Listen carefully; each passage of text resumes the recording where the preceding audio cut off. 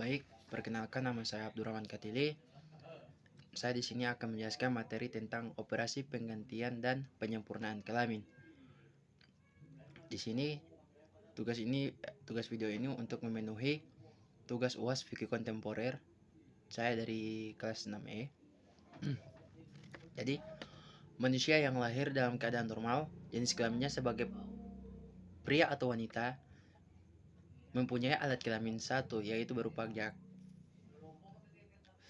jakar atau penis, dan fars atau vagina yang normal karena sesuai dengan organ kelamin dalam. Tidak diperkenankan oleh hukum Islam untuk melakukan operasi ganti kelamin. Berikut dalil-dalil syar'i yang mengharamkan operasi ganti kelamin, antara lain yaitu dalam Quran surat Al-Hujurat ayat 13 yang bunyinya yang artinya, "Hai manusia, sesungguhnya kami menciptakan kamu dari seorang laki-laki dan seorang perempuan dan menjadikan kamu bersuku-suku dan berbangsa-bangsa supaya kamu saling mengenal. Sesungguhnya orang yang paling mulia di antara kamu di sisi Allah ialah orang yang paling bertakwa di antara kamu. Sesungguhnya Allah Maha mengetahui lagi Maha mengenal." Yang kedua yaitu tentang hadis Nabi riwayat Bukhari dan 6 ahli lainnya. Yang hadisnya yaitu Allah mengutuk para wanita tukang tato yang meminta ditato, yang menghilangkan bulu mukanya, yang meminta dihilangkan bulu mukanya, dan para wanita yang memotong panggur atau giginya, yang semuanya itu dikerjakan dengan maksud untuk kecantikan dengan mengubah ciptaan Allah.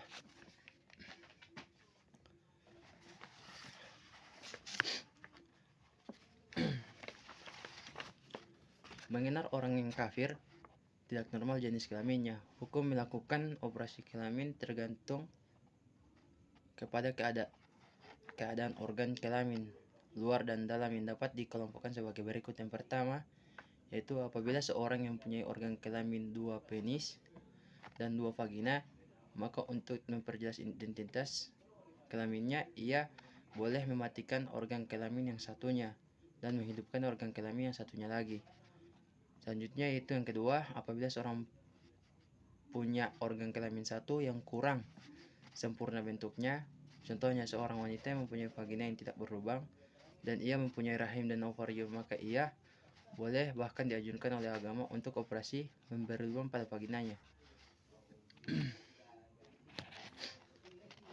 Departemen Kesehatan mengadakan minat operasi jenis kelamin yang melahirkan beberapa kesimpulan, yaitu yang pertama, operasi penggantian boleh dilakukan dengan alasan bahwa kemampuan ilmu dan teknologi memungkinkan adanya indikasi medis yang kuat atau darurat.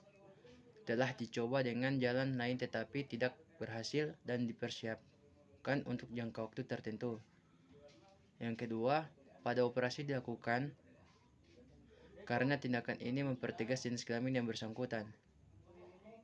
Yang terakhir itu pada masalah transseksualisme atau tindakan mengubah alat kelamin ini dapat dilakukan sepanjang hal tersebut termasuk keadaan darurat.